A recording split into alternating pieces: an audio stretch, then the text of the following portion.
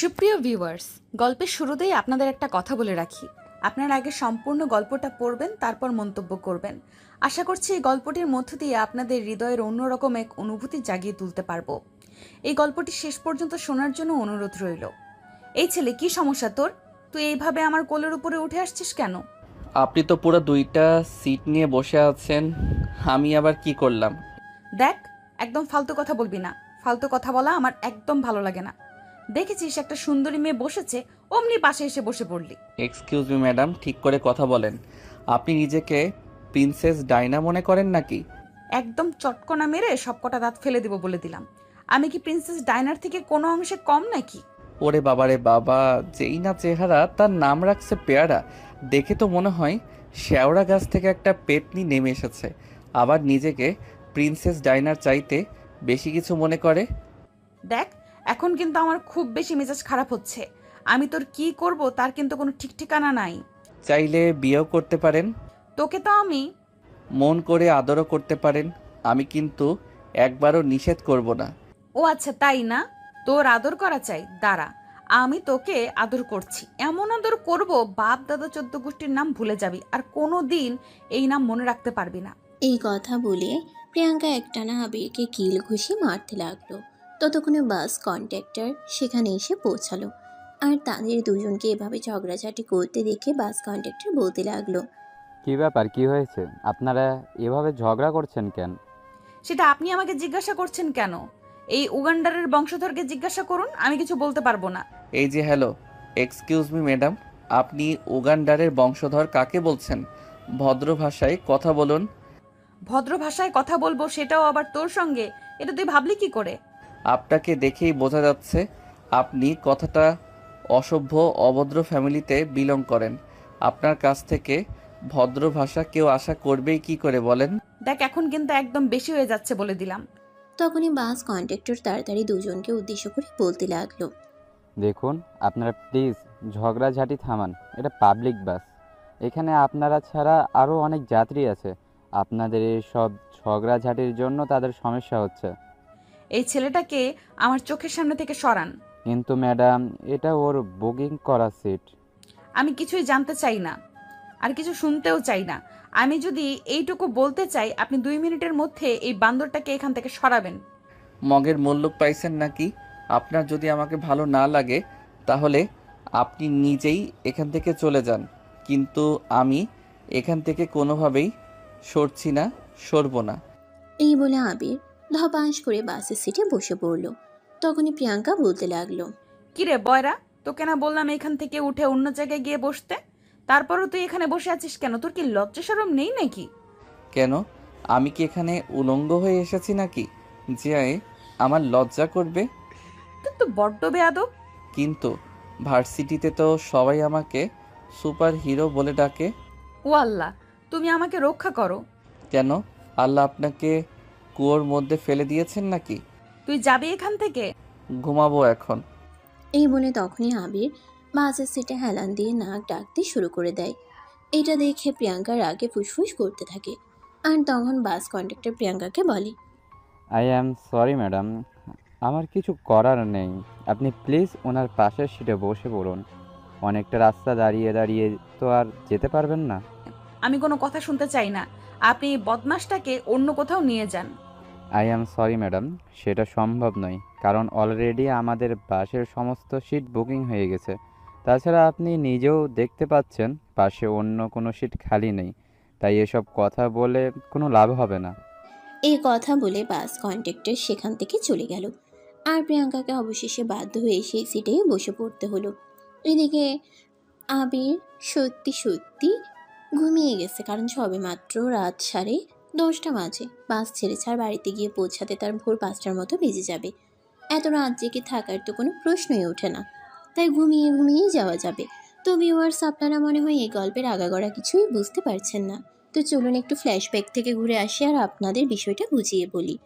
আবির, তোমাকে যে আজ গ্রামের বাড়িতে যেতে হবে সেটা কি তোমার মনে আছে? আম্মু, আমি কখনোই ওই বাড়িতে যেতে চাই না। তারপরেও কেন তুমি আমাকে জোর করছো? প্লিজ আম্মু, আমাকে ওই বাড়িতে যাওয়ার কথা বলো না। বাবা, তোকে ওই বাড়িতে যেতেই হবে, কারণ মিতু তোর আপন বড় বোন। আম্মু, কিন্তু তারপরেও সেই মানুষগুলোর চেহারা আমি দেখতে চাই না, যারা তোমাকে মূল্যায়ন করেনি, তোমাকে তোমার সন্তানের কাছ থেকে বিচ্ছিন্ন করেছে, আমাকে বাবার আদর থেকে বিচ্ছিন্ন করেছে। প্লিজ বাবা, এভাবে বলতে হয় না। কপালে যেটা লেখা আছে সেটা আজ না হোক কাল হবেই। যেভাবে হোক সেটা আমাদের সঙ্গেই হবেই। এতে আমাদের কোনো হাত নেই। তাই প্লিজ তুই বাড়িতে যা। আম্মু, বললাম তো তোকে বাড়িতে যেতেই হবে, আর এটা আমার আদেশ। কারণ আমার মেয়ের বিয়েতে আমি উপস্থিত থাকতে পারবো না, তাতে আমার যে কতটা কষ্ট লাগছে সেটা আল্লাহ ছাড়া আর কেউ জানে না। তাই আমি চাই মিতুর ভাই হিসাবে তুই তার পাশে থাক। আবির তখন তার আম্মুর কথায় রাজি হয়ে গেল আর বিকেলেই সবকিছু গুছিয়ে তৈরি হয়ে নিল। রাত 10টায় বাস, তাই সে রাত 9টার মধ্যেই মহাখালী বাস স্ট্যান্ডে চলে এলো। কারণ এখান থেকেই ছাড়বে তার গন্তব্যস্থলে বাস, আর তার গন্তব্যস্থল হলো সুদূর নেত্রকোনার দুর্গাপুর। আবিরের আম্মু তাকে বাস স্ট্যান্ড পর্যন্ত পৌঁছে দেয়, তারপর তিনি চলে যান। আর তারপর যাওয়া হলো তা তো আপনারা দেখতেই পেলেন। তো ভিউয়ার্স, চলুন কথা না বাড়িয়ে বর্তমানে ফিরে আসি। আবির প্রচণ্ড ঘুমে আচ্ছন্ন, আর এদিকে আবিরের একটা বদ অভ্যাস হলো ঘুমের মধ্যে সে কি করে না করে তার কোনো হুঁশ থাকে না। একা বিছানায় ঘুমানোর অভ্যাস, তাই হাত পা ছড়াছড়ি করলেও কেউ সেটা জানে না। আবির ঘুমের মধ্যে হঠাৎ করে প্রিয়াঙ্কার নাকের ওপর নিজের হাতটা ফেলে দেয়। প্রিয়াঙ্কা চিৎকার দিয়ে উঠে। ও মা গো, আমার নাকটা ভেঙে ফেললো। প্রিয়াঙ্কার চিৎকারে বাসের সমস্ত যাত্রী প্রিয়াঙ্কার দিকে তাকিয়ে তাকিয়ে। তখনই আবির প্রিয়াঙ্কার চিৎকার শুনে ঘুম থেকে জেগে ওঠে আর বলতে থাকে, কি সমস্যা আপনার? এভাবে শাকচুন্নির মতো চেঁচাচ্ছেন কেন? একদম থাপ্পড় দিয়ে সবকটা ফেলে দিব বলে দিলাম। একে তো আমার সঙ্গে ঝগড়া করেছিস, আর এখন ইচ্ছে করে আমার নাকটা ভেঙে ফেলেছিস। এই দেখ, নাক দিয়ে রক্ত বের হচ্ছে। আমি তোর নামে পুলিশ কেস করব। আবির তাকিয়ে দেখতে পেল সত্যি সত্যি প্রিয়াঙ্কার নাক দিয়ে রক্ত বের হচ্ছে। কিন্তু কি করে? আবির বলতে লাগলো, আপনার নাকে কেউ পাথর ছুঁড়ে মেরেছে নাকি? তোর হাতে যে শক্তি, এরপর কি আর কারোর পাথর ছুঁড়ে মারার প্রয়োজন পড়ে নাকি? মানে আপনি কি বলছেন? আমি তো কিছুই বুঝতে পারছি না। দেখ, এত নাটক করিস না। এমনিতেই মেজাজ খারাপ হয়ে আছে। আমার নাকের উপর নিচের হাতটা ছুঁড়ে ফেলে আমার নাকটা ফাটিয়ে ফেলেছিস, আর এখন নাটক করছিস। ও আচ্ছা, তাহলে সরি। আসলে আমার ঘুমের মধ্যে হাত পা ছোড়াছুড়ি করার অভ্যাস আছে। হ্যাঁ, সেটা কর না, তোকে কে না করেছে। কিন্তু এইভাবে তুই আমার নাক ফাটিয়ে ফেলবি নাকি? আচ্ছা ঠিক আছে, সরি, আমি ঘুমালাম। এই বলে আবির ঘুমিয়ে পড়ল। আর এদিকে প্রিয়াঙ্কা সারা রাস্তায় জেগে রইল, কারণ আবার কখন জানি কি করে বসে তার কোনো ঠিক ঠিকানা নেই। ভোর 5টা বাজে বাস দুর্গাপুর বাস কাউন্টারে এসে থামলো। একে একে সবাই বাস থেকে নেমে গেল প্রিয়াঙ্কাকে নিতে। তার বাড়ি থেকে লোক এসেছে, তারা প্রিয়াঙ্কাকে নিয়ে চলে গেল। তারপর আবির নিজের হাতে থাকা কাগজের ঠিকানাটা বাস কাউন্টারের পাশে একজন চাওয়ালাকে দেয়। তারপর চাওয়ালা একটা রিক্সা ডেকে আবিরকে ওই ঠিকানা অনুযায়ী নিয়ে যেতে বলে। রিক্সাওয়ালা একটা বড় বাড়ির সামনে এসে রিক্সাটা থামালো। আবির রিক্সা থেকে নামলো আর নিজের লাগেজ নামিয়ে নিল। তারপর রিক্সাওয়ালাকে ভাড়া মিটিয়ে দিল। আস্তে আস্তে বাড়ির দিকে অগ্রসর হতে লাগলো। তার কেমন যেন একটা অন্যরকম অনুভূতি হচ্ছে। এই বাড়িতে এসে জীবনে প্রথমবার এসেছে, কাউকেই চিনে না, আর চিনবেই বা কী করে? জন্মের পর তো আর কখনোই এ বাড়িতে আসা হয়নি, কিংবা এ বাড়ির কারোর সঙ্গে তার দেখা হয়নি। শুধুমাত্র মায়ের কাছে এ বাড়ির সম্পর্কে গল্প শুনেছে। কিন্তু আজ একমাত্র বড় বোনের বিয়ে উপলক্ষে আসতে হয়েছে। দুর্ভাগ্যবশত আবির তার নিজের বড় বোনকেও চিনে না। আবির বাড়ির গেটের ভিতরে প্রবেশ করতে একটা ছোট পিচ্চি তার সামনে এসে দাঁড়ালো, আর তারপর বলতে লাগলো, হ্যালো, কে তুমি? এখানে কেন এসেছো? আমি আবির চৌধুরী, রায়হান চৌধুরীর ছেলে। এই দেখো, একদম মিথ্যে কথা বলবে না। তুমি আমার আব্বুর নাম কেন বলছো? রায়হান চৌধুরী তো আমার আব্বুর নাম, আর আমি আমার আব্বুর একমাত্র ছেলে। দেখো বাবু, আমি একদম মিথ্যা কথা বলছি না, যা সত্য তাই বলছি। আর এই বাড়িতে যে মেয়েটার বিয়ে হচ্ছে আমার বোন। আমার কথা বিশ্বাস না হলে তুমি বাড়ির ভিতরে গিয়ে জিজ্ঞাসা করো। তুমি আমাদের আপুর নাম জানলে কি করে? তুমি কি কিডন্যাপার নাকি? আরে না, একদমই নয়। আমি যা বলছি সত্য কথা বলছি। আমার কথা জিজ্ঞাসা না হলে তুমি বাড়ির ভিতরে গিয়ে সবাইকে জিজ্ঞাসা করো আমার ব্যাপারে। আমি তো সবাইকে জিজ্ঞেস করেই নেব, কিন্তু তুমি এখানে অপেক্ষা করো, একদম বাড়ির ভিতরে প্রবেশ করার চেষ্টা করবে না। তোমাকে দেখে আমার সন্দেহ লাগছে। এই কথা বলে আকাশ বাড়ির ভিতরে চলে গেল। ছেলেটার বয়স খুব একটা নয়, এই তো 7-8 বছর হবে মনে হয়, কিন্তু অনেক পাকনা। কার সঙ্গে কথায় পেরে ওঠা অতটাও সহজ বলে মনে হয় না। তাই আবির সেখানেই দাঁড়িয়ে রইল আর অপেক্ষা করতে লাগলো কখন যে ফিরে আসবে। প্রায় 5 মিনিট আগেই সেখানে দাঁড়িয়ে আছে।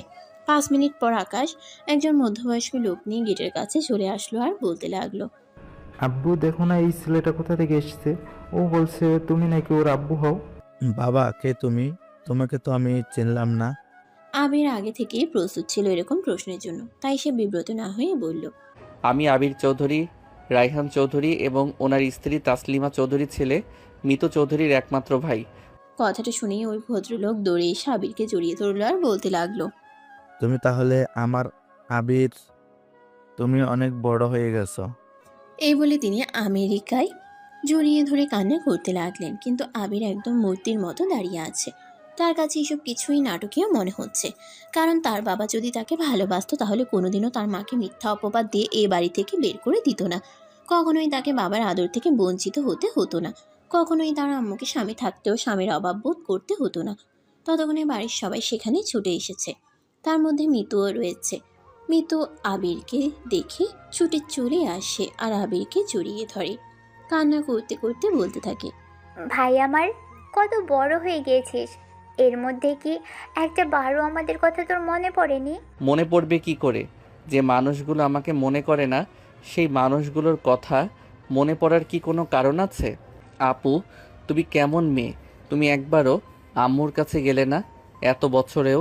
আমি যদি জানতাম আমার আম্মুর ঠিকানা, তাহলে অবশ্যই আম্মুর কাছে যেতাম। আচ্ছা, বাড়িতে একা কেন এসেছিস? আম্মুকে পারলি না একটাবারের জন্য সঙ্গে করে নিয়ে আসতে? আম্মু কি তার মেয়েকে বিদায় দেবে না?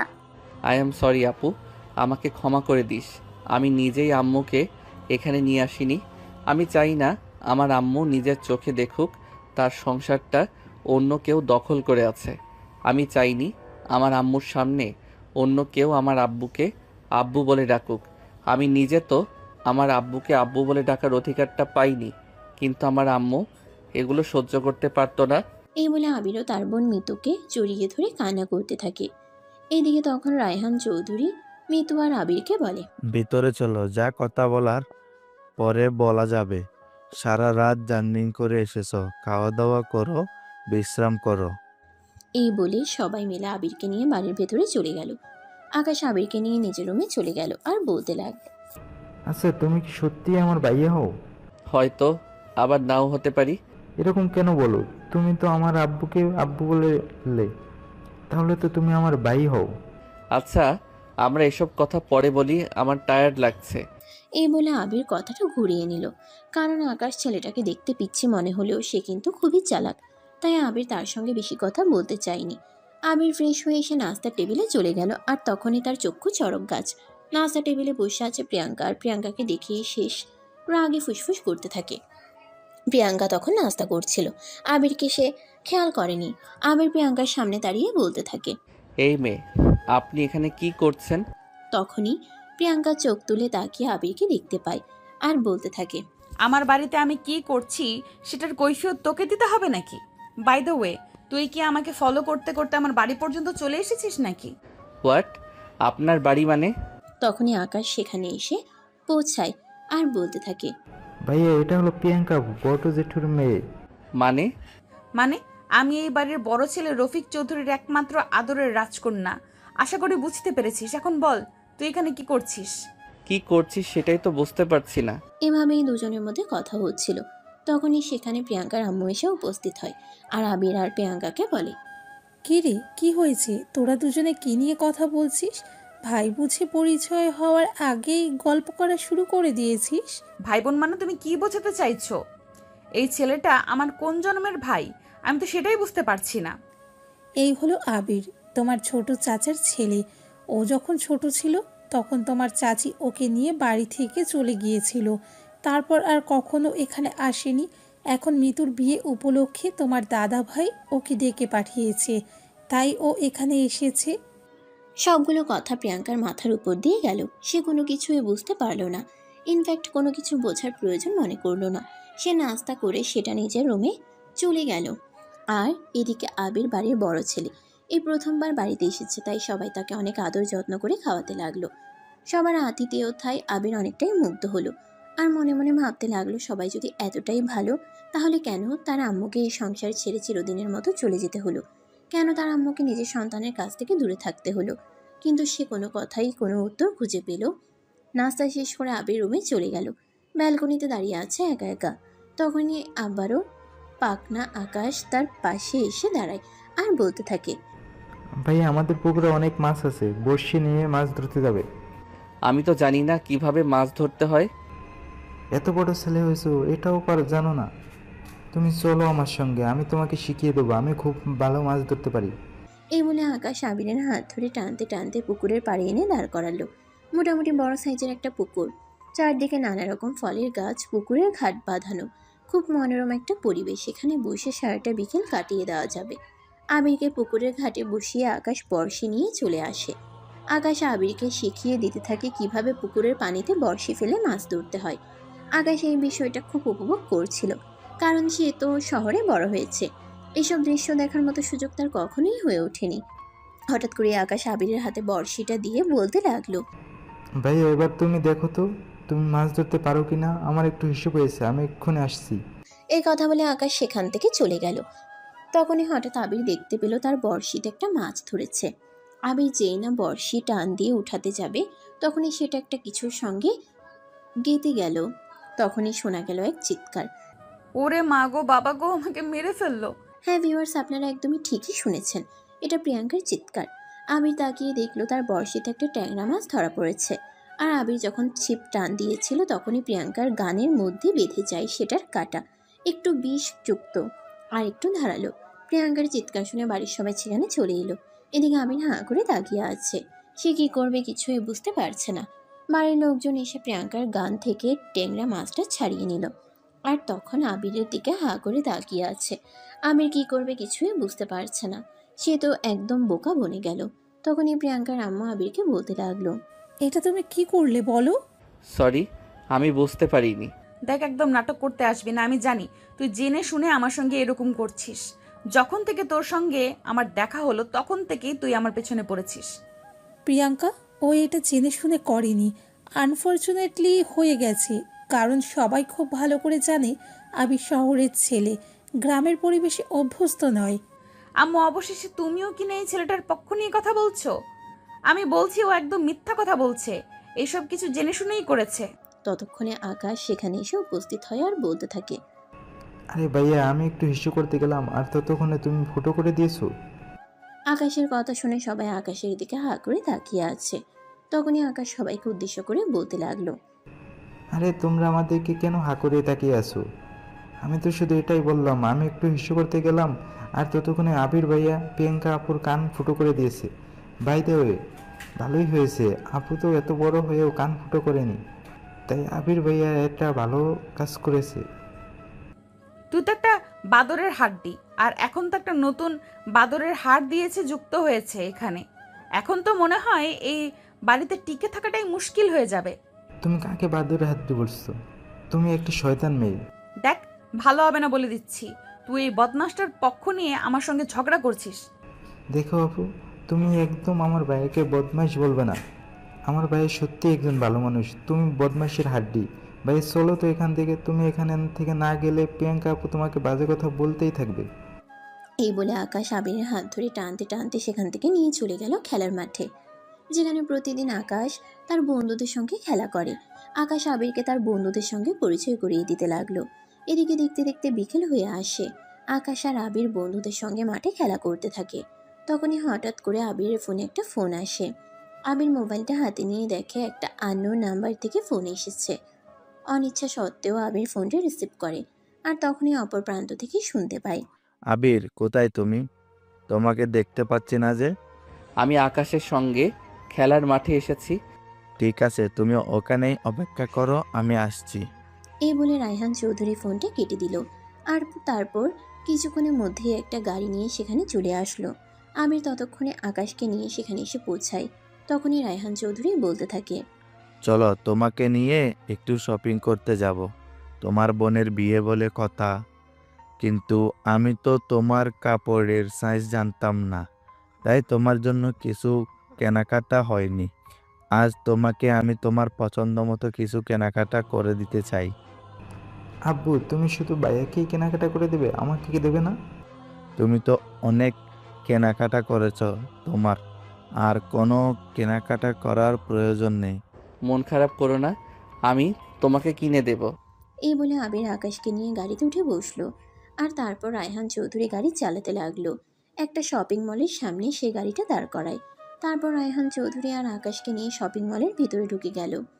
সারা সন্ধ্যা ঘোরাঘুরি করে রায়হান চৌধুরী নিজের ছেলের জন্য এই প্রথমবার কেনাকাটা করলেন।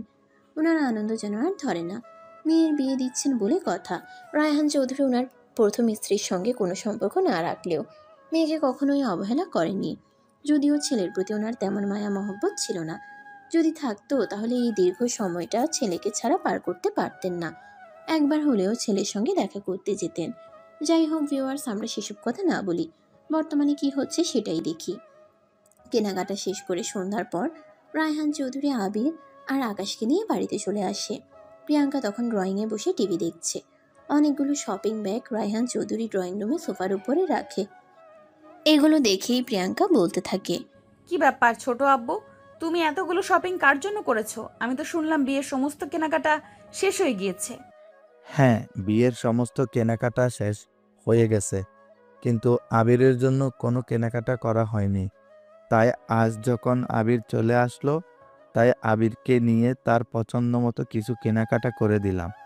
কথাটা প্রিয়াঙ্কার তেমন একটা পছন্দ হলো না। তাই মুহূর্তের মধ্যেই মুখটা কালো হয়ে গেল। কিন্তু রায়হান চৌধুরী সেদিকে কোনো পাত্তা দিলেন না। বাড়ির সবাইকে ডেকে নিয়ে এসে আবিরের জন্য করা শপিংগুলো দেখাতে লাগলো। সবাই এগুলো দেখে অনেক খুশি হলো। এদিকে মিতু বলতে লাগলো, আজ প্রথমবার আমার বাবার মনে এতটা আনন্দ দেখছি। বাবা আজ আবিরকে পেয়ে অনেক খুশি হয়েছে মনে হচ্ছে, কিন্তু আদৌ কি সেটা মন থেকে নাকি লোক দেখানো? কথাটা শুনে মুহূর্তের মধ্যে রায়হান চৌধুরীর মুখটা ফ্যাকাশে হয়ে গেল। হ্যাঁ, সত্যিই তো, ছেলের জন্য আজ এত ভালোবাসা কোথা থেকে উতলে পড়ছে সেটা বিগত 19 বছরে হয়নি। বিগত 19 বছরে তিনি একবার ছেলের সঙ্গে দেখা করারও প্রয়োজন মনে করেননি। মিতু বুঝতে পারে তার কথাই হয়তো তার বাবা কিছুটা কষ্ট পেয়েছে, তাই মিতু বলে, আব্বু, তুমি কি আমার কথায় মন খারাপ করেছো? দেখো, আমি তো চলেই যাব। হয়তো 6 মাসে বছরে একবার তোমাদের সঙ্গে দেখা করতে আসবো। তাই আমার সঙ্গে রাগ করে থেকো না। তখনই রায়হান চৌধুরী একটু মুচকি হাসার চেষ্টা করে বলতে থাকেন, আরে না মা, এসব তুই কি বলছিস? আমি কেন মন খারাপ করব? আজ আমার বড় মেয়ের বিয়ে দিচ্ছি, সেখানে আমার পরিবারের সবাই উপস্থিত আছে। সত্যি আমার চাইতে খুশি আর কেউ নেই। আমার আম্মু এখানে থাকলে হয়তো তিনিও অনেক খুশি হতেন। আমি তো বলেছিলাম তোমার আম্মুকে আসতে। কিন্তু তিনি কোন পরিচয়ে এখানে আসবেন বল? তখনই আবির কথাটা ঘুরিয়ে নিয়ে বলতে থাকে, প্লিজ আপু, আমি চাই না ওই কথাটা নিয়ে এখানে আর কোনো কথা হোক। আম্মু এখানে আসেনি তো কি হয়েছে? আমি তো এসেছি। তুমি বিয়ের পর আমাদের বাসায় গিয়ে উঠবে যদি তুমি চাও তো, কিন্তু তোমাকে কোনো জোর করব না। আমি কখনোই বলবো না তুমি আম্মুর কাছে যাও। এই বলে আবির সেখান থেকে চলে যায়। রায়হান চৌধুরী গম বের করে বসে থাকেন। এদিকে মৃত্যু আর কোনো কথা না বলে নিজের রুমে চলে যায়। তার মন খুব খারাপ লাগছে, যদিও আজকের দিনটা তার কাছে খুবই স্পেশাল। কিন্তু একটা মেয়ের কাছে তার মা না থাকলে পৃথিবীর সব সুখই তার কাছে ক্ষুণ্ণ মনে হয়। তাই মৃত্যুরও খুবই মন খারাপ।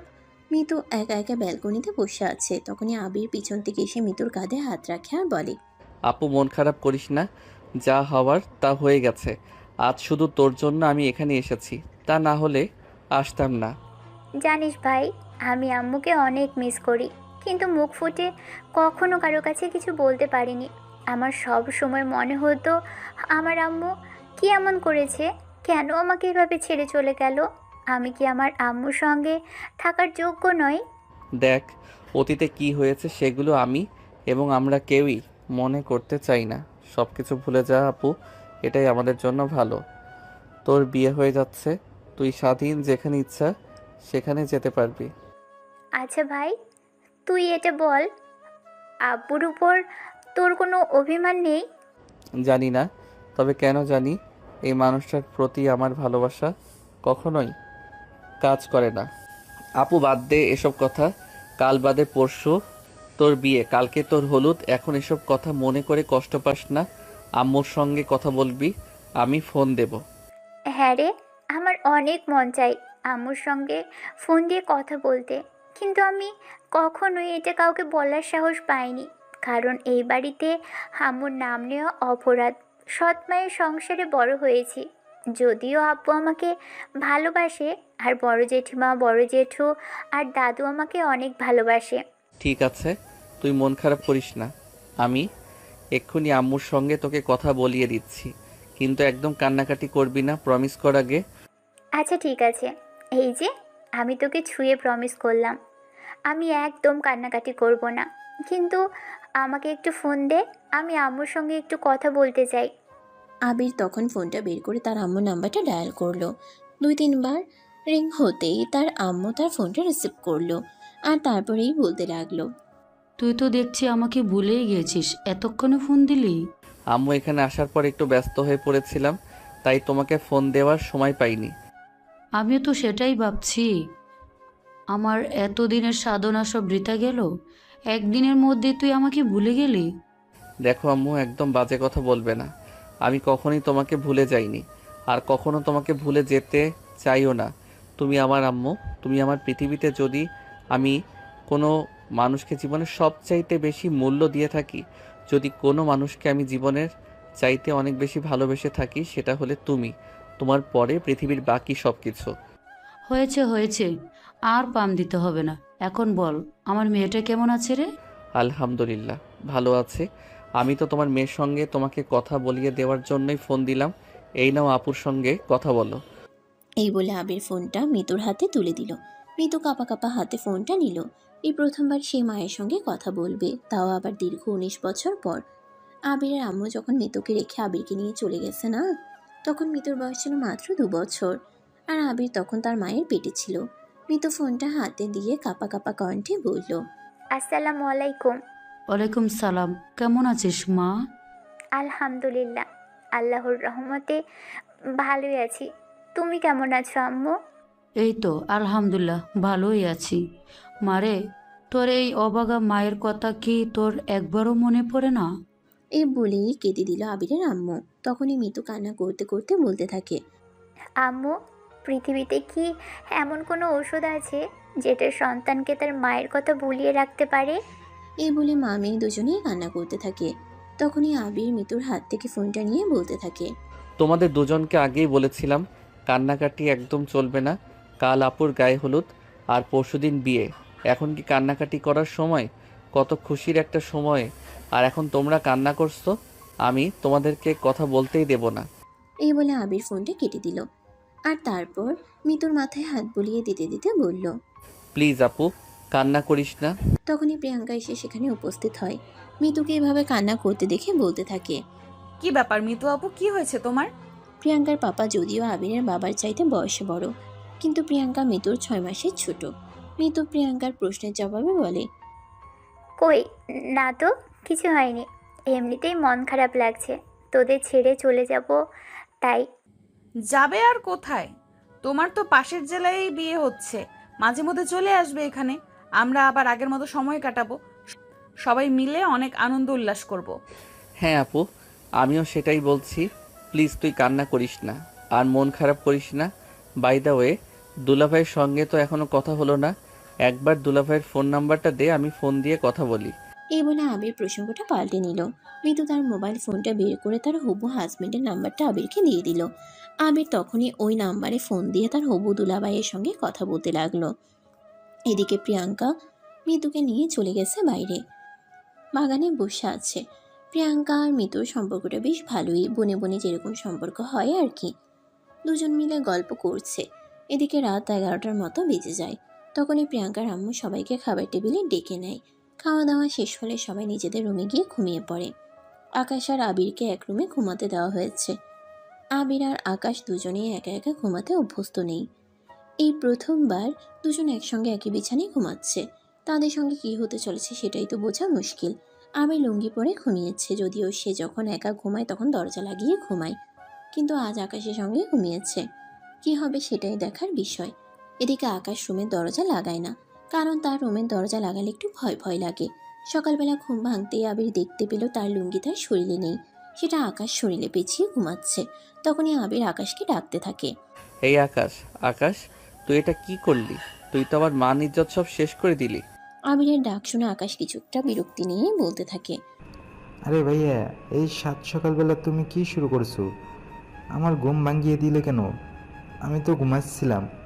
আরে ভাই, তোকে ঘুমাতে কে নিষেধ করেছে? তুই আমার লুঙ্গিটা তো দে। তখনই ঘুম ঘুম চোখে আকাশ আবিরকে বলতে থাকে। আমি তোমাকে লুঙ্গি কোথা থেকে দেবো? আমি তো হাফ প্যান্ট পরে ঘুমিয়েছি, আমি কি লুঙ্গি পরি নাকি? আরে ভাই, তুই আমার লুঙ্গি গায়ে দিয়ে শুয়ে আছিস? তখনই আকাশ চোখ মেলে তাকিয়ে দেখলো সত্যি সত্যি সে আবিরের লুঙ্গি পরে শুয়ে আছে। এটা দেখে আকাশ তো হাসতে হাসতে শেষ। তখনই আকাশ হাসতে হাসতে বলতে লাগলো। আরে ভাইয়া, তুমিও না মজার মানুষ, তুমি তোমার লুঙ্গি আমাকে দিয়ে নিজে উলঙ্গ হয়ে শুয়ে আছো। কথাটা শুনে আবির একটু রাগী মোড নিয়ে বলতে লাগলো। আরে আমি কি ইচ্ছে করে এভাবে শুয়ে আছি নাকি? প্রথমত, আমি লুঙ্গি পরে ঘুমাতে পারি না। আর দ্বিতীয়ত, তুই আমার শরীর থেকে ওটা খুলে নিয়েছিস। এখন তাড়াতাড়ি ওটা দে। রুমের মধ্যে কেউ চলে আসার আগে নিজের মান ইজ্জত রক্ষা করি। এই কথা বলে আকাশ আবিরের শরীর থেকে লুঙ্গিটা নিয়ে নিল, আর তারপর সেটা নিজের শরীরে পেঁচিয়ে নিল কোনো রকমে। তারপর আবার শুয়ে ঘুমিয়ে পড়ল। সে ঘুম ভাঙল সকাল 8টার দিকে প্রিয়াঙ্কার আম্মু ডাকে। প্রিয়াঙ্কার আম্মু সবাইকে ঘুম থেকে উঠে নাস্তা খাওয়ার জন্য ডাকতে লাগলো। আবির আর আকাশ দুজনেই ঘুম থেকে উঠে ব্রাশ করে গোসল করার জন্য চলে গেল। আকাশ পুকুরে চলে গেল গোসল করার জন্য, কিন্তু আবির কখনোই পুকুরে গোসল করেনি, তাই পুকুরে কিভাবে গোসল করতে হয় এটা সে জানে না। তাই সে আকাশকে বলতে লাগে। ভাই, তোদের বাড়িতে কোনো ওয়াশরুম নেই? আছে তো, দোতলার কোণারে।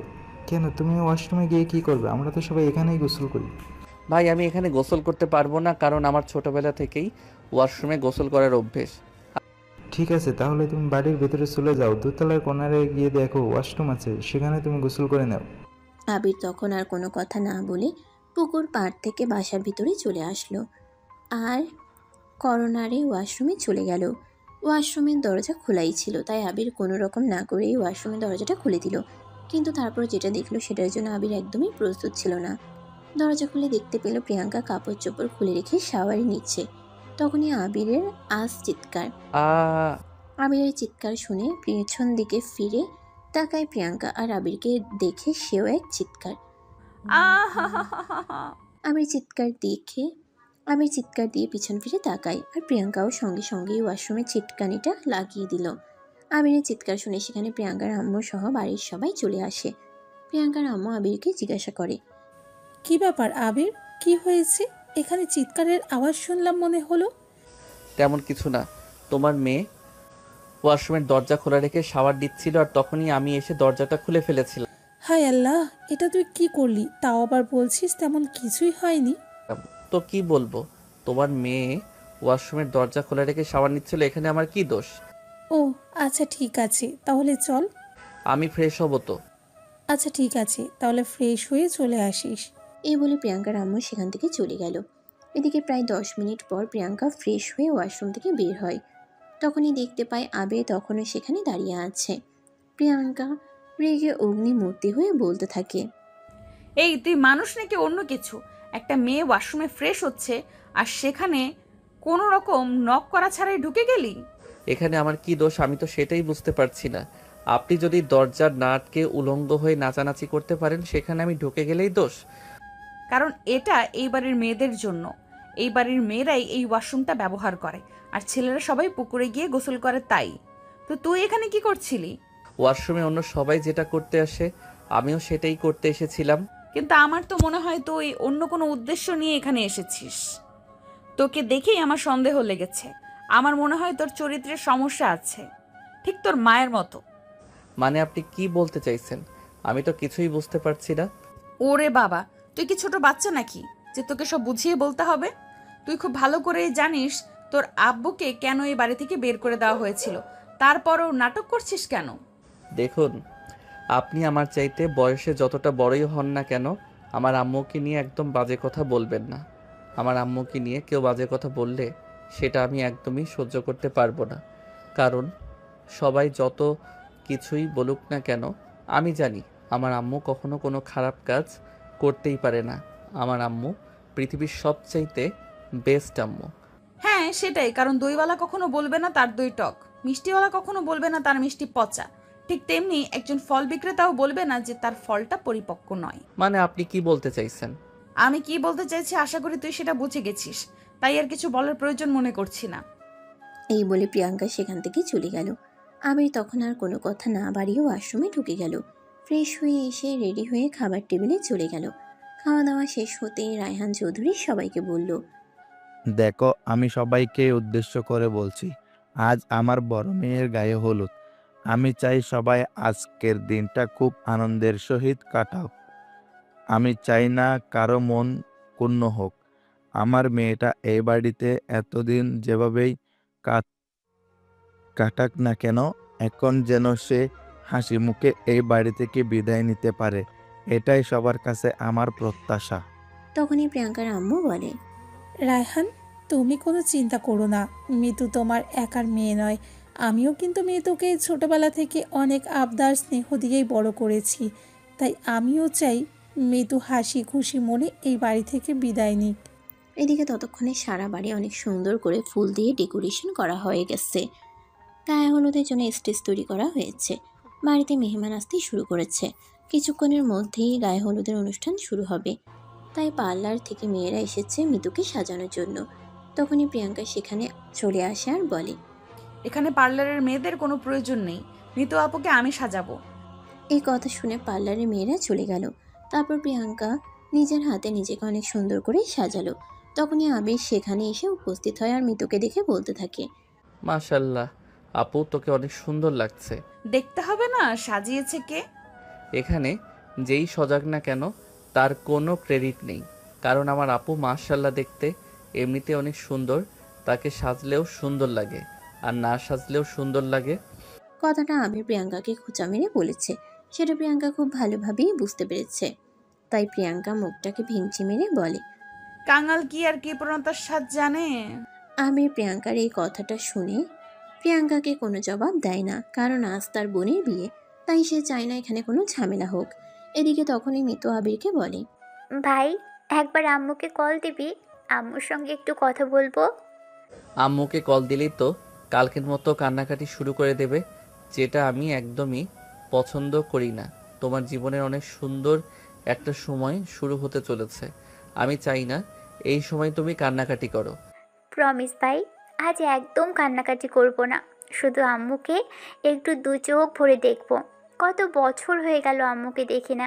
আবির তখন তার আম্মুকে ভিডিও কল দিলে আর তারপর মিতু তার আম্মুর সঙ্গে বেশ কিছুক্ষণ কথা বলল। এদিকে গায়ে হলুদের সময় হয়ে গেছে। ছেলের বাড়ি থেকে গায়ে হলুদের তত্ত্ব নিয়ে চলে এসেছে, তাই মিতু কথা বলা শেষ করে প্রিয়াঙ্কা আর আবিরকে নিয়ে গায়ে হলুদের স্টেজে চলে এসেছে। মিতুকে নিয়ে প্রিয়াঙ্কা গায়ে হলুদের স্টেজে বসলো। প্রিয়াঙ্কা মিতুর পাশেই বসেছে, অন্য পাশে আবির। মিতুর আবদার, তাকে প্রথম হলুদ তার আম্মুর হয়ে তার ছোট ভাই দিবে, তাই আবির হলুদ নিয়ে মিতুর কপালে লাগাতে যাবে, তখনই সেটা প্রিয়াঙ্কার হাতের উপর পড়ে গেল। তাই প্রিয়াঙ্কা বলতে লাগলো, এটা কি হলো? দেখতেই পাচ্ছেন কি হয়েছে, তাহলে আবার জিজ্ঞাসা করছেন কেন? তুই আমার শরীরে হলুদ ফেলে দিয়েছিস কেন? আমি কি ইচ্ছে করে ফেলে দিয়েছি নাকি? আমার হাত থেকে পড়ে গেছে, তো আমি কি করব? প্লিজ, তোরা দুজন ঝগড়াটা থামা। আপু, আমি কি এই মেয়েটার সঙ্গে ইচ্ছে করে ঝগড়া করছি নাকি? এই মেয়েটা আমাকে জ্বালিয়ে মারছে, যখন থেকে দেখা হয়েছে তখন থেকে শুধু ঝগড়াই করে যাচ্ছে। এই দেখ, একদম বাজে কথা বলবি না। আমি আবার তোর সঙ্গে কখন ঝগড়া করলাম? তুই তো নিজেই এসেছিস আমার সঙ্গে ঝগড়া করতে, আর নিজের থেকে আমার সঙ্গে যা ইচ্ছা তাই করতে চাচ্ছিস। এই মিথ্যেবাদী মেয়ে, একদম মিথ্যে কথা বলবেন না। সেই বাসে তখন থেকে আপনার জন্য দেখা হয়েছে, তখন থেকেই আপনি আমার পেছনে পড়েছেন। আইসে আমার বাংলার সালমান খান, তার সঙ্গে লাগতে আমার বয়েই গেছে। তখনই মিতু তাদের দুজনকে উদ্দেশ্য করে বলে, প্লিজ, তোরা দুজনে এবার থাম। আমি তোদের দুজনের ঝগড়া আর নিতে পারছি না। মিতুর এই কথা শুনে আবির আর প্রিয়াঙ্কা দুজনেই থেমে যায়, আর আবির তখন মিতুর পায়ে হলুদ ছোঁয়ায়। তারপর একে একে বাড়ির সবাই মিতুকে হলুদ দেয়, আর দেখতে দেখতে হলুদের অনুষ্ঠান পর্ব শেষ হয়ে যায়। পরের দিন বিয়েটাও হয়ে গেল। আজ মিতুর বিয়ে হয়েছে। একটু পরেই মিতুকে নিয়ে শ্বশুরবাড়ি চলে যাবে, তাই বাড়িতে কান্নার রোল পড়ে গেছে। মিতু মা ছাড়া মেয়ে হলেও কখনো তার আচরণে সেটা বোঝা যায়নি। সে সবাইকে অনেক সম্মান আর শ্রদ্ধা করেছে। সৎমায়ের সংসারে বড় হলেও সে কখনো সৎমাকে এটা বুঝতে দেয়নি। সে সবসময় সৎমা আর বড় জেঠিমার কাছে অনেক সহযোগিতা করেছে, বলা চলে ঘরোয়া মেয়ে যাকে বলে। তাই মৃত্যুর প্রতি সবার অন্যরকম একটা মায়া কাজ করে। সন্ধ্যার দিকে মৃদুকে নিয়ে পাত্রপক্ষ চলে গেল। আবিরেরও খুব মন খারাপ লাগছে, তাই সে পুকুর পাড়ে একা একা বসে আছে। তখনই প্রিয়াঙ্কা ফোনে কথা বলতে বলতে সেদিকে আসে। আরে দোস্ত, কেমন আছিস? বাড়িতে গিয়ে তো আমাদের কথা ভুলেই গিয়েছিস। আরে দোস্ত, তোদেরকে ভুলে থাকাটা কি এত সহজ নাকি? বাড়িতে আমার চাচাতো বোনের বিয়ে, তাই কাজকর্ম নিয়ে একটু ব্যস্ত আছি। কথাটা শুনেই আবির বলতে থাকে। ওরে বাবা রে বাবা, এমনভাবে বলছে যেন সব কাজ একাই সামলিয়েছে, আর কোনো লোকের কোনো প্রয়োজন হয়নি। আবিরের এই কথাটা শুনে প্রিয়াঙ্কা অনেকটাই রেগে যায় আর ফোনটা কেটে দিয়ে আবিরকে উদ্দেশ্য করে বলতে থাকে। এই হারামজাদা, তোর কি আমার সঙ্গে খুঁচাখুচি না করলে ভালো লাগে না? আরে না, ভালো লাগবে কিভাবে? প্রিন্সেস ডাইনির সঙ্গে ঝগড়া না করলে কি ভালো থাকা যায়? কি বললি তুই আমাকে? শাকচুন্নি বলেছি কেন? কোনো সমস্যা আছে নাকি? দেখ, আমি কিন্তু ছোট আব্বুর কাছে তোর নামে বিচার দিব। আমি না করেছি নাকি? এখনই যান। প্রিয়াঙ্কা তখন রাগে গজ গজ করতে করতে সেখান থেকে সোজা আবিরের আব্বুর কাছে চলে গেল। কিন্তু আবিরের আব্বুর খুবই মন খারাপ ছিল। তিনি গালে হাত দিয়ে সোফায় বসেছিলেন। তাই প্রিয়াঙ্কা আর ওনাকে কিছু করার সাহস পেল না, কারণ আবিরের আব্বু এমনিতে অনেক রাগী, তাই কিছু বললে হয়তো ও রিঅ্যাক্ট করতে পারে। তাই প্রিয়াঙ্কা কোনো কথা না বলে সেখান থেকে চলে গেল। পরদিন সকালবেলা ঘুম থেকে উঠে আবির রায়হান চৌধুরীর কাছে গেল আর বলল, আব্বু আপুর বিয়ে তো হয়ে গেছে, এখন আমি চলে যেতে চাই। আমি তোমাকে কিছু বলতে চাই। হ্যাঁ বলো, কি বলবে? আমি চাই তুমি তোমার আম্মুকে নিয়ে এই বাড়িতে ফিরে আসো এবং বাকি জীবনটা এখানেই কাটাও। আমি তোমার আম্মুকে তোমার আম্মুর অধিকার ফিরিয়ে দিতে চাই আর আমার পাপের প্রায়শ্চিত্ত করতে চাই। এটা কোনোভাবেই সম্ভব নয় আব্বু, কারণ আম্মু আর কোনোদিনও এই বাড়িতে ফিরে আসবে না। আম্মুকে যদি আপনার অধিকার দেওয়ারই থাকতো, তাহলে সেটা যখন সময় ছিল তখনই দিতেন। এখন আর কোনো প্রয়োজন নেই। এখন আমার আম্মুর নিজের একটা সংসার আছে, তাই এসব কিছু থেকে আমার আম্মুকে আমি দূরে রাখতে চাই। একজন বাবা হয়ে তোমার কাছে ছোট্ট একটা আবদার করেছি, আর তুমি আমার সেই আবদার রাখবে না? প্লিজ আবির, এটা শুধুমাত্র তুমিই পারবে, কারণ তোমার আম্মু তোমাকে নিজের জীবনের চাইতেও অনেক বেশি ভালোবাসেন। তাই তুমি কোনো কথা বললে উনি সেটা সহজে ফেলতে পারবে না, আর সেজন্যই এটা তোমাকে বলা। এই বলে রায়হান চৌধুরী আবিরের হাত ধরে কান্না করতে থাকে। আর এটা দেখে আবির রায়হান চৌধুরীকে বলে, ঠিক আছে, আপনি কোনো চিন্তা করবেন না। আমি এই ব্যাপারে আম্মুর সঙ্গে কথা বলবো। তবে আম্মু যদি রাজি থাকে তাহলেই এখানে আসবে, তা না হলে কিন্তু আমি আম্মুকে কোনো জোর করব না। ঠিক আছে, তবে কালকেই তোমাকে এখান থেকে যেতে হবে না, আর কয়েকদিন এখানে থেকে তারপর যাও। আচ্ছা ঠিক আছে। এই বলে আবির সেখান থেকে চলে গেল। আর সেদিন রাতের বেলা যখন আবির আর আকাশ দুজনে একসঙ্গে ঘুমাতে গেল, তখনই আকাশ আবিরকে বলতে লাগলো, ভাইয়া, কাল তুমি আমাকে একটু ঘুরতে নিয়ে যাবে? এই বাড়ির এই বাড়িতে আমাকে নিয়ে ঘুরতে যাওয়ার মতো কারোই তেমন সময় হয় না, কিন্তু আমি খুব ঘুরতে ভালোবাসি। প্লিজ ভাইয়া, তুমি আমাকে না করো না। কিন্তু আমি তো এখানে কোনো কিছুই চিনি না, তাহলে তোমাকে নিয়ে যাব কি করে? তোমাকে কোনো কিছুই চিনতে হবে না, তুমি শুধু আমাকে নিয়ে তোমার সঙ্গে যাবে, তাহলেই হয়ে যাবে। এই কথা শুনে আবির কোলে আচ্ছা ঠিক আছে এই বলে তা দুজনেই ঘুমিয়ে পড়ে। পরের দিন সকালবেলা ঘুম থেকে উঠে আকাশ রেডি হয়ে নেয় আর তারপর আবিরকে ঘুম থেকে ডেকে তুলে। আবির ঘুম থেকে উঠে ফ্রেশ হয়ে রেডি হয়ে তারপর নাস্তার টেবিলে যায় নাস্তা করার জন্য। আবির আর আকাশ দুজনেই সেজেগুজে রেডি হয়ে আছে। এটা দেখে প্রিয়াঙ্কা আবিরকে বলে, কিরে, এইভাবে হনুমানের মতো সেজে কোথায় যাচ্ছিস? যেখানে সেখানে আপনাকে কোনো কৈফিয়ত দিতে হবে নাকি? হ্যাঁ, দিতে তো হবেই, কারণ আমি এই বাড়ির মেয়ে। কিন্তু আমি নিজেকে এই বাড়ির ছেলে বলে দাবি করতে চাই না, কিংবা কারো সঙ্গে পরিচয় দিতে চাই না। এই বলে আবির আকাশকে বলতে থাকে, আকাশ, তাড়াতাড়ি নাস্তা শেষ করে নাও, আমাদের সময় হয়ে গেছে। এই কথা শুনে প্রিয়াঙ্কা আকাশকে বলে, কিরে আকাশ, তুই এই হাদারামটার সঙ্গে কোথায় যাচ্ছিস? এই কথা শুনে আকাশ নিজেই প্রিয়াঙ্কাকে বলতে থাকে, দেখো আপু, তুমি আবির ভাইকে একদম মাথা গরম বলবে না। আবির ভাই অনেক ভালো মানুষ। এই বাড়িতে তো কারোরই সময় হয় না আমাকে নিয়ে ঘুরতে যাওয়ার জন্য, তাই আবির ভাইয়া আর আমি নিজেই ঘুরতে যাচ্ছি। তুই এই বদমাইশটার সঙ্গে ঘুরতে যাবি? আমি তো তোকে কোনোভাবেই একা একা এই বদমাইশটার সঙ্গে ঘুরতে যেতে দিতে দিব না। আমিও তাদের সঙ্গে যাব। তাহলে আপনি নিজেই নিয়ে যান, আমি আপনার সঙ্গে যাব না। আরে ভাইয়া না, একদম নয়। আমি আপুর সঙ্গে যাব না, আমি তোমার সঙ্গেই যাব। এই বলে আকাশ আর আবির দুজনেই নাস্তা শেষ করে বের হয়ে যাচ্ছিল। তখনই পিছন থেকে প্রিয়াঙ্কা আবারও বলতে থাকে, আরে কি হলো? আমি না তাদেরকে বললাম আমিও তোদের সঙ্গে যাব? তাহলে তোরা আমাকে ফেলে রেখে চলে যাচ্ছিস কেন? এই বলে প্রিয়াঙ্কা সেখান থেকে চলে আসে। সেখানে চলে আসে আর তারপর আকাশ আর আবির একটা সিএনজি ভাড়া করে বাসা থেকে বের হয়ে যায়। তখন ছিল শরৎকাল, তাই আকাশ সিএনজিওয়ালাকে তাদের নিয়ে সোমেশ্বরী নদীর তীরে যেতে বলে। সিএনজিওয়ালা আকাশের কথা অনুযায়ী তাদেরকে সোমেশ্বরী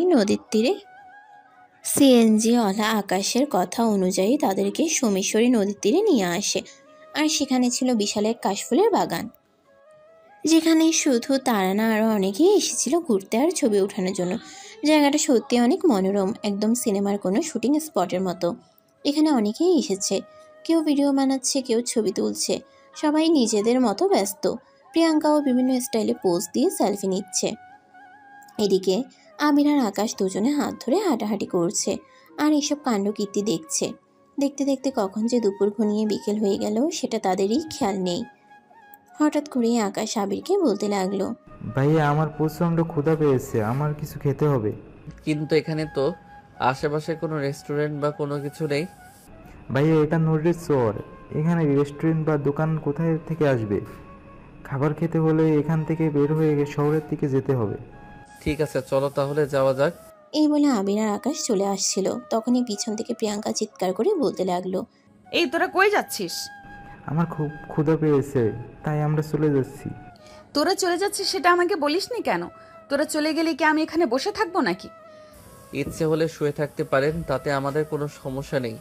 কারণ আমরা তো আর ইচ্ছে করে আপনাকে এখানে নিয়ে আসিনি। তাছাড়া আমরা বলিও নি আপনাকে এখানে আসতে। আমি ইচ্ছে করেই তোদের সঙ্গে এসেছি, তাই বলে আমাকে এখানে একা ফেলে তোরা চলে যাবি? এটা কোন ধরনের কথা? আমি তো সেটাই বুঝতে পারছি না। তোমাকে এত কিছু বুঝতে হবে না, তোমার যদি যাওয়ার ইচ্ছে থাকে তাহলে চলে আসো, না হলে আমরা যাচ্ছি। এই বলে আবির আর আকাশ এগোতে থাকে। প্রিয়াঙ্কা তখন আর কোনো উপায়ান্তর না পেয়ে তাদের পিছন পিছন আসতে থাকে। তারা একটা অটো নিয়ে শহরের ভিতরে চলে আসে এবং সেখানের একটা রেস্টুরেন্টে ঢুকে দুপুরের খাবারটা খেয়ে নেয়। তারপর তারা বাড়ির দিকে রওনা দেয়। সেদিন সন্ধ্যাবেলা হঠাৎ করে আবিরের দাদু খুব বেশি অসুস্থ হয়ে পড়েন। ওনার হার্ট অ্যাটাক হয়, তাই বাড়ির সবাই মিলে ওনাকে দুর্গাপুর উপজেলা স্বাস্থ্য কমপ্লেক্সে নিয়ে যান। কিন্তু ওনার অবস্থা খুবই খারাপ ছিল, তাই ডাক্তার ওনাকে ময়মনসিংহ মেডিকেল কলেজে রেফার করেন। ওখানে নিয়ে যেতে যেতে রাত আনুমানিক 3টার কাছাকাছি বেঁচে যায়। তারপর হসপিটালে ভর্তি আর ডাক্তার দেখানোর সকালবেলা ডাক্তার এসে বেশ কিছুই টেস্ট করাতে বলে। টেস্ট করানো শেষ হলে রিপোর্ট নিয়ে আবিরের আব্বু ডক্টরের কাছে চলে যান। আর তারপর তিনি যেটা শোনেন, এটার জন্য তিনি একদমই প্রস্তুত ছিলেন না। ডক্টর, আমার মায়ের কি অবস্থা? টেস্টের রেজাল্ট কেমন? অবস্থা খুব একটা ভালো নয়। তাছাড়া এখন তার বয়স হয়েছে, তাই হাজারটা রোগ ওনার শরীরে বাসা বেঁধেছে। আমাদের মনে হয় উনি বেশ কিছুদিন ধরে কিছু একটা বিষয় নিয়ে চিন্তা করছিলেন, আর তাই এইভাবে হঠাৎ করে অসুস্থ হয়ে পড়ছেন। এটা আপনি কি বলেছেন? আমাদের সংসারের যত ঝামেলা সব কিছু তো আমরা দুই ভাইয়ে মিলে সময় সামালি। তাহলে উনি কেন কোনো বিষয় নিয়ে চিন্তা করতে যাবেন? দেখুন, উনি কি বিষয় নিয়ে চিন্তা করছে সেটা তো আমরা বলতে পারবো না, কারণ আমরা তো আর ওনার মনের ভিতর ঢুকতে পারছি না। তাই এটা আপনাদেরকেই জানার চেষ্টা করতে হবে, কারণ আপনারা ফ্যামিলির মানুষ। আপনাদেরকে এর কারণটা খুঁজে বের করতে হবে। আচ্ছা ঠিক আছে ডক্টর, আমরা দেখছি। এই বলে আবিরের আব্বু ডাক্তারের কাছ থেকে কেবিনে চলে আসেন। তখনই আবির তার আব্বুর সামনে গিয়ে দাঁড়ায় আর বলতে থাকে, কি হলো আব্বু? ডাক্তার কি বলেছে? দাদুর কি হয়েছে? আবিরের আব্বু তখন আবিরকে সবকিছু খুলে বলল। আর তারপর তারা সবাই মিলে সিদ্ধান্ত নিল উনি একটু সুস্থ হলে তারপরে ওনার সঙ্গে কথা বলবেন। 2 দিন পর ওনাকে হসপিটাল থেকে রিলিজ করা হলো। তারপর ওনাকে নিয়ে বাসায় চলে আসলো। এখন উনি মোটামুটি সুস্থ, তাই ফ্যামিলির সবাই মিলে ওনার রুমে গেলেন ওনার সঙ্গে কথা বলার জন্য। মা, আমরা তো বেঁচে আছি, তাহলে তুমি কি এমন বিষয় এত গভীরভাবে চিন্তা করছো যেটা তোমার হার্টের উপর প্রভাব ফেলে দিল? আমি তোদেরকে একটা কথা বলতে চাই, তোরা কি আমার কথাটা রাখবি? মা, আমাদের বাবা বেঁচে নেই। বাবা মারা যাওয়ার পর তুমি আমাদের সবাইকে অনেক যত্ন করে মানুষ করেছো। তাই আমাদের হাজার কষ্ট হলেও তোমার কথা কখনোই অমান্য করব না। বলো তুমি কি চাও? একটু চিন্তা ভাবনা করে বল, কারণ আমি যেটা বলেছি এটাতে হয়তো বাড়ির অধিকাংশ মানুষের অমত থাকতে পারে, কিন্তু তোর কাছে এটা আমার অনুরোধ। তুমি কোনো চিন্তা করো না। তোমার কথা রাখতে আমি প্রয়োজন হলে বাড়ির সবার বিরুদ্ধে যাব, কিন্তু তোমার কথা কখনোই অমান্য করব না। তখনই আবিরের আব্বুর সঙ্গে বাড়ির সবাইও সহমত পোষণ করে। আর সবাই একসঙ্গে আবিরের দাদুকে প্রেশার দেয় তিনি কি নিয়ে এত চিন্তা করছেন সেটা বলার জন্য। তখনই আবিরের দাদু বলতে থাকে, সবাই চিন্তা ভাবনা করে বলছিস তো? হ্যাঁ, আমরা সবাই খুব ভালোভাবে চিন্তা ভাবনা করে তারপরই বলছি। এখন বলো তুমি কি বলবে? আমি চাই প্রিয়াঙ্কার সঙ্গে আবিরের বিয়ে দিতে। কথাটা শুনে মুহূর্তের মধ্যে ঘরের পরিবেশ থমথমে হয়ে গেল। কেউ কিছু বলছে না, সবাই চুপচাপ দাঁড়িয়ে আছে। আবিরের দাদু এমন কিছু বলতে পারে যে কেউ কল্পনাই করেনি। প্রায় 10 মিনিট কেটে গেল এই নীরবতার মধ্যে। তখনই হঠাৎ আবিরের দাদু বলতে থাকে, কিরে, কি হলো? তোরা সবাই এইভাবে চুপ হয়ে দাঁড়িয়ে আছিস কেন? আমি তো আগেই তোদেরকে বলেছিলাম তোরা যদি আমার কথা রাখতে পারিস তাহলেই আমি বলবো, নয়তো বলবো না। কিন্তু মা, এটা তুমি কেমন কথা বলছো? প্রিয়াঙ্কা আবিরের চাইতে বয়সে বড়। তাছাড়া প্রিয়াঙ্কা এখন যথেষ্ট বড় হয়েছে। তার নিজস্ব একটা মতামত আছে। আমরা চাইলেই তার উপরে জোর করে কোনো কিছু চাপিয়ে দিতে পারি না। এটা তোমাকে বুঝতে হবে। দেখ, জীবনে অনেক পাপ করেছি, এখন আমি আমার পাপ মোচন করতে চাই। আমি আবিরের আম্মুকে অনেক কষ্ট দিয়েছি, আবিরকে তার বাবার আদর থেকে বঞ্চিত করেছি। আমি আবিরকে তার সবকিছু ফিরিয়ে দিতে চাই। সেটার জন্য তো অন্য আরো অনেক উপায় আছে। তুমি চাইলে আমার পুরো সম্পত্তি অর্ধেক আমি আবিরের নামে লিখে দিব। কিন্তু তাই বলে প্রিয়াঙ্কার সঙ্গে বিয়ে দেওয়া, এটা আমি মেনে নিতে পারছি না। এতক্ষণ ধরে প্রিয়াঙ্কা সব কিছু চুপচাপ শুনলেও এখন আর সে চুপ থাকলো না। চিৎকার দিয়ে বলতে লাগলো, তুমি কি মগের মুল্লুক পেয়েছো নাকি? তোমার যা ইচ্ছা হবে তুমি তাই করবে? তুমি ভেবেছোটা কি আমি এই হারামজাদাটাকে বিয়ে করব? কখনোই না। এই বাড়ির সবাই খুব ভালো করেই জানো, এই বাড়ির সমস্ত সম্পত্তি আমার স্বামী আমার নামে লিখে দিয়ে গেছেন, আর সব সম্পত্তি এখনো আমার নামেই রয়েছে, আমি কাউকেই দেইনি। যদি তোমরা আমার এই সিদ্ধান্ত মেনে না নাও তাহলে আমি আমার সমস্ত সম্পত্তি আবিরের নামে লিখে দেব এবং সব কিছু থেকে তোমাদের আমি বঞ্চিত করব। এখন সিদ্ধান্ত তোমাদের, তোমরা নিজেদেরকে সবকিছু থেকে বঞ্চিত করবে নাকি আমার সিদ্ধান্ত মেনে নেবে? তখনই প্রিয়াঙ্কা বলতে থাকে, তোমার সম্পত্তি তুমি যাকে ইচ্ছা তাকে দাও, তাতে আমার কিছুই যায় আসে না। আমি পড়াশোনা করছি, পড়াশোনা শেষ করে নিজে একটা চাকরি বাকরি করব, আর তারপর আমার পছন্দ মতো একটা ছেলেকে বিয়ে করে এই বাড়ি থেকে আজীবনের মতো চলে যাব। তাই তোমার সম্পত্তির উপর আমার কোনো আগ্রহ নেই। এই কথা বলে প্রিয়াঙ্কা তখনই সেখান থেকে চলে যাচ্ছিল। কিন্তু ঠিক তখনই পিছন থেকে প্রিয়াঙ্কার আব্বু প্রিয়াঙ্কাকে বলে, প্রিয়াঙ্কা, আমি তোমার বাবা হিসেবে তোমাকে আদেশ করছি, তুমি আবিরকে বিয়ে করো, কারণ আবির এবং তার আম্মুর সঙ্গে আমার যথেষ্ট অন্যায় করে ফেলেছি। এখন সময় এসেছে নিজেদের পাপ মোচন করার। তোমাদের যা ইচ্ছা তোমরা তাই করো, কিন্তু আমি এইটুকুন একটা পিচ্চি ছেলেকে বিয়ে করতে পারবো না। তাছাড়া এর সঙ্গে আমার মানসিকতার কোনো মিল নেই। বিয়ে করতে হলে অন্তত ম্যাচুরিটি থাকা প্রয়োজন। প্রিয়াঙ্কা, তোমার আব্বু একদম ঠিক কথাই বলেছেন। ম্যাচিওরিটি বয়সের সঙ্গে সঙ্গে হয়ে যাবে। তাই তোমার আব্বুর সঙ্গে আমিও সহমত। কিন্তু আমি এই বিয়ে করব না, আর করার কোনো প্রশ্ন ওঠে না। যেই বাড়ি থেকে আমার জন্মের আগে আমাকে বের হয়ে যেতে হয়েছিল, আজ শুধু আমি আমার বোনের বিয়ের জন্য এখানে এসেছিলাম, নয়তো কখনোই আসতাম না। আর আমি কখনোই কারোর কাছে আমার বাবার পরিচয় দেইনি। এখন নতুন করে আমার কোনো পরিচয়ের কোনো প্রয়োজন নেই। এই কথা বলে আবির তখনই ওই রুম থেকে বের হয়ে চলে গেল আর নিজের রুমে গিয়ে নিজের প্রয়োজনীয় সমস্ত জিনিসপত্র গুছিয়ে নিল। তারপর রুম থেকে বের হয়ে সিঁড়ি দিয়ে নিচে নেমে আসে। দেখতে পারে সবাই ড্রয়িং রুমে বসে আছে। আবির তার বাবার সামনে এসে দাঁড়ায় আর তারপর বলে, আমি আগেই বুঝতে পেরেছিলাম তোমরা নিশ্চয়ই কোনো উদ্দেশ্য নিয়ে আমাকে এখানে ডেকে পাঠিয়েছো, তাই আমি আসতে চাইনি। নেহাত আম্মু জোর করে আমাকে এখানে পাঠিয়েছে, তা না হলে তো আমি আসতামই না। তখনই আবিরের আব্বু আবিরের হাত দুটো ধরে ফেলে আর কান্না করতে করতে বলতে থাকে, প্লিজ বাবা, আমাকে আমার পাপের প্রায়শ্চিত্ত করতে দে। দেখ, একটা সন্তান যদি তার বাবা মায়ের কাছে হাজারটা ভুল করে তার বাবা মা তাকে ক্ষমা করে দেয়। আর আমি তোর বাবা না হই একটা ভুল করেই ফেলেছি, তাই বলে কি তুই আমাকে ক্ষমা করতে পারবি না? এই বলে আবিরের আব্বু কান্না করতে থাকে। তখনই প্রিয়াঙ্কার আব্বু আবিরের সামনে এসে দাঁড়ায় আর বলে, আবির, আমি তোমাকে তোমার বড় জেঠু হিসেবে আদেশ করছি, তুমি তোমার বাবার কথা অমান্য করো না।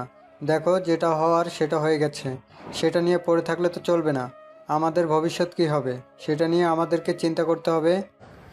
যখন আমার আম্মুকে এই বাড়ি থেকে বের করে দিয়েছিলেন, তখন কি একটাবারও চিন্তা করেছিলেন এই মহিলাটা যার মা বাবা বেঁচে নেই, সে 8 মাসের অন্তঃসত্ত্বা অবস্থায় কোথায় গিয়ে উঠবে? কই, তখন তো আপনারা একটাবারের জন্যও চিন্তা করেননি। বরঞ্চ আপনারা সবাই অনেক আনন্দ উল্লাস করতে করতে আমার বাবার দ্বিতীয় বিয়ের ব্যবস্থা করেন। তখন কোথায় ছিল আপনাদের এই মানবিকতা? হ্যাঁ বাবা, মানছি আমরা সবাই ভুল করেছি, কিন্তু তোমার তো এখন যথেষ্ট জ্ঞান বুদ্ধি হয়েছে। তুমি প্লিজ আমাদেরকে এই পাপের প্রায়শ্চিত্ত করার সে যদি দাও, আমরা আবার তোমার আম্মুকে এই বাড়িতে ফিরিয়ে আনতে চাই এবং তোমাকে তোমার অধিকার ফিরিয়ে দিতে চাই। সেই সঙ্গে আমার মায়ের আদেশও পালন করতে চাই। এই কথা বলে সবাই আবিরকে অনেক রিকোয়েস্ট করতে থাকে। বেশ কিছুক্ষণ চলে যাওয়ার পর আবির তাদের সবাইকে উদ্দেশ্য করে বলে, ঠিক আছে, আমি আপনাদের সিদ্ধান্ত মেনে নিলাম, কিন্তু আপনাদের বাড়ির মেয়েকে বিয়ে করতে পারবো কি পারবো না সে ব্যাপারে আমি আপনাদের কোনো কিছুই বলতে পারলাম না। কারণ ছোটবেলা থেকে আমার আম্মু আমাকে অনেক কষ্ট করে আমাকে লালন পালন করেছেন। স্বামী ছাড়া একটা মেয়ের সন্তান বড় করা কতটা কষ্টের সেটা শুধুমাত্র আমার আম্মু জানে। তাই আমি আমার ব্যাপারে আমার আম্মুকে ছাড়া কোনো সিদ্ধান্ত নিতে চাই না। আমার আম্মুকে যদি আপনারা রাজি করাতে পারেন তাহলে এই বিয়েতে আমার কোনো আপত্তি নেই, কিন্তু যদি আমার আম্মু রাজি না হয় তাহলে আমি কোনোভাবেই আপনাদের এই সিদ্ধান্তে সহমত পোষণ করতে পারবো না। ঠিক তখনই আবিরের আব্বু বলে, ঠিক আছে, কোনো সমস্যা নেই। তুমি এখানে থাকো, আমি আজকেই তোমার আম্মুকে আনতে যাচ্ছি। এই কথা বলে আবিরের আব্বু তখনই রেডি হয়ে গেলেন আর তারপর সেদিন রাতে ঢাকার উদ্দেশ্যে রওনা দেন। সকালবেলা তিনি মহাখালী বাস স্ট্যান্ডে এসে নামেন আর তারপর সেখান থেকে একটা অটো নিয়ে আবিরদের বাসায় চলে যান। বাসার সামনে দাঁড়িয়ে কলিং বেল চাপ দিচ্ছেন, তখন সকাল 8টা বাজে। আবিরের আম্মু সবে মাত্র সকালে নাস্তা বানিয়ে খেতে বসেছেন। কলিং বেলের আওয়াজ শুনে তিনি দৌড়ে সেখানে চলে আসেন আর বলতে থাকেন, আরে বাবা, দরজা খুলছি তো, এভাবে কেউ কলিং বেল চাপ দেয় নাকি? আমাকে তো দৌড়ে আসতে হবে। এই কথা বলতে বলতে তিনি দরজাটা খুলেন, কিন্তু দরজা খোলার পর তিনি যেটা দেখতে পান সেটার জন্য তিনি মোটেও প্রস্তুত ছিলেন না। তিনি আবিরের আব্বুকে রেখে বলতে থাকেন, এতদিন পর হঠাৎ তুমি এখানে কেন এসেছো? আমাকে বাড়ির ভিতর যেতে দাও, তারপর না হয় কথা বলি। আমার তো মনে হয় না তোমার এই বাড়িতে প্রবেশ করার কোনো অধিকার আছে। কেন এসেছো এখানে? প্লিজ, তুমি আমার সঙ্গে আর অভিমান করে থাকো না। যা করেছি ভুল করেছি, আমি আমার পাপের প্রায়শ্চিত্ত করতে চাই। প্লিজ, তুমি একটাবার আমার সঙ্গে ঠান্ডা মাথায় বসে কথা বলো। আবিরের আম্মু তখন আর কোনো কথা না বলে আবিরের আব্বুকে ভিতরে আসতে দেয়। ড্রয়িং রুমে বসে আছে দুজনে। তখনই হঠাৎ আবিরের আব্বু আবিরের আম্মুর হাত ধরে বলে, আমি তোমাকে ফিরিয়ে নিতে চাই, তোমার অধিকার আবারও তোমাকে ফিরিয়ে দিতে চাই। আপনি মনে হয় নেশা করে এসেছেন, তাই পাগলের মতো এসব কথা বলছেন। না, আমি একদম ঠিক আছি এবং যা বলছি সুস্থ কথাই বলছি। আমরা সবাই মিলেই সিদ্ধান্ত নিয়েছি তোমাকে ওই বাড়িতে ফিরিয়ে নিয়ে যাব, আর তোমার হারিয়ে যাওয়া অধিকার তোমাকে আবারও ফিরিয়ে দেব। মিস্টার রায়হান চৌধুরী, আপনি এটা ভাবলেন কি করে? আপনি এসে আমায় বলবেন আর আমি আপনার সঙ্গে নাচতে নাচতে ওই বাড়িতে চলে যাব? দীর্ঘ 19টা বছর আমি কিভাবে কাটিয়েছি সেটা নিশ্চয়ই আপনারা জানেন না, তাই জানার চেষ্টাও করবেন না। এসেছেন ভালো কথা, চলে যান। আমি জানি তোমার রাগ হওয়াটা স্বাভাবিক। আমি যেটা করেছি তারপরও তুমি আমার সঙ্গে ভালো আচরণ করতে পারোই না। তারপরও আমি এখানে এসেছি তোমাকে ফিরিয়ে নিয়ে যেতে। তোমার তোমার সন্তানের কথা চিন্তা করে তুমি অন্তত এবার ফিরে চলো। এই বলে আবিরের আব্বু আবিরের আম্মুর হাত ধরে কান্নাকাটি করতে থাকেন। এক সময় আবিরের আম্মুর মন গলে যায়। হাজার হোক উনি রায়হান চৌধুরীর বিবাহিত স্ত্রী, এখনও তাদের ডিভোর্স হয়নি। তাই অবশেষে সেদিন রাতেই রায়হান চৌধুরী ওনার স্ত্রীকে নিয়ে গ্রামের বাড়িতে ফিরে আসেন। আবিরের আম্মু ফিরে এসেছে এই খবর শুনে সবাই অনেক খুশি হয়। আর মিতু তো সেদিনই শ্বশুরবাড়ি থেকে তার মায়ের সঙ্গে দেখা করতে চলে আসে। দীর্ঘ 19 বছর পর মায়ের সঙ্গে দেখা হয়েছে মিতুর। সে তো আনন্দে একদম আত্মহারা, আর তার খুশিটা দেখার মতো ছিল। শুধু মিতু নয়, এবারে সবাই অনেক খুশি ছিল। আবিরের আম্মুর ফিরে আসাতে শুধু একজন মানুষের মনে আনন্দ ছিল না, সেটা আকাশের আম্মু। কারণ সতীনের উপস্থিতি কেউই সহ্য করতে পারে না, কিন্তু তারপরেও আকাশের আম্মু সেটা প্রকাশ করলেন না। এদিকে আকাশ তো বড় আম্মুকে পেয়ে অনেক খুশি হয়। বড় আম্মুর কোলে বসে আছে আর বলছে, বড় আম্মু, তুমি আর কখনো আমাদের সেটে চলে যাবে না। এখন থেকে আমরা সবাই এখানেই থাকবো, অনেক আনন্দে থাকবো। ঠিক আছে বাবা, আমি আর কখনো তোমাদের পেলে কোথাও যাব না। বাকি জীবনটা এখানে তোমাদের সঙ্গেই কাটিয়ে দেব। এরপর দেখতে দেখতে আরও 2 দিন চলে গেল। তারপর আবারও পারিবারিক বৈঠক বসে। সবাই মিলে আবারও প্রিয়াঙ্কাকে আবিরকে বিয়ে করার জন্য প্রেশার দিতে থাকে। আবিরের আম্মু আবিরের দাদুর কথাই রাজি হয়ে যায়, কিন্তু প্রিয়াঙ্কাকে কোনোভাবেই রাজি করানো যাচ্ছিল না, কারণ সে আবিরকে বিয়ে করতে চায় না। এমনটা নয় যে অন্য কোনো ছেলের সঙ্গে তার রিলেশন রয়েছে। পরিবারের সবাই অনেক বোঝানোর পরেও কোনোভাবেই রাজি করাতে পারছে না। তাই প্রিয়াঙ্কার দাদু নিজেই প্রিয়াঙ্কাকে নিজের রুমে ডেকে পাঠালেন। প্রিয়াঙ্কা তার দাদুর রুমে এসে বলল, কি হলো দাদু, তোমরা এসব কি শুরু করেছো? আমি তো সেটাই বুঝতে পারছি না। যেখানে আমি বিয়ে করতে চাইছি না সেখানে তোমরা কেন আমাকে জোর করে বিয়ে দিতে চাইছো? কারণ আমরা চাই তুমি ভালো থেকো।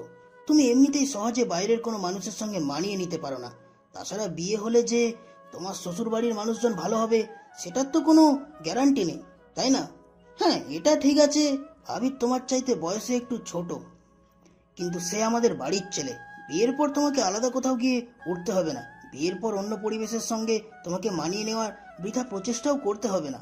তাছাড়া এমন নয় যে আবির কোনো দিক থেকে তোমার চাইতে কম। সে যথেষ্ট স্মার্ট, হ্যান্ডসাম এবং পড়াশোনা জানা একটি ছেলে। বর্তমানে অনার্স প্রথম বর্ষে পড়াশোনা করছে। পড়াশোনা শেষ হলেই ইচ্ছে হলে বাইরে চাকরি করবে, নয়তো আমাদের ব্যবসা দেখাশোনা করবে।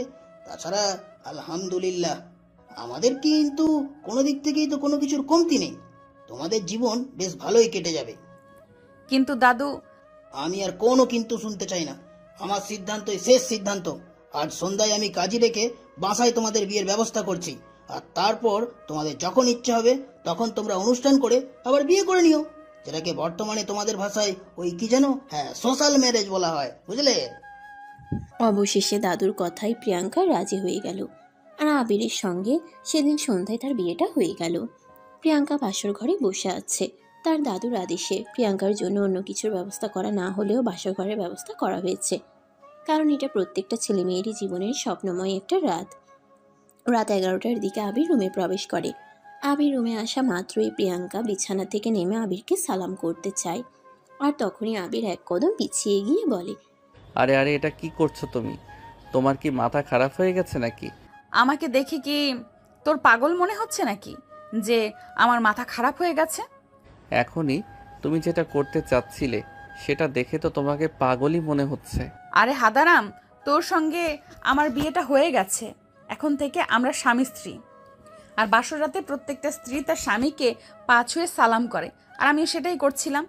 আরে না, তুমি তো আমার চাইতে বয়সে বড়, তাহলে তুমি আমাকে সালাম করবে কেন?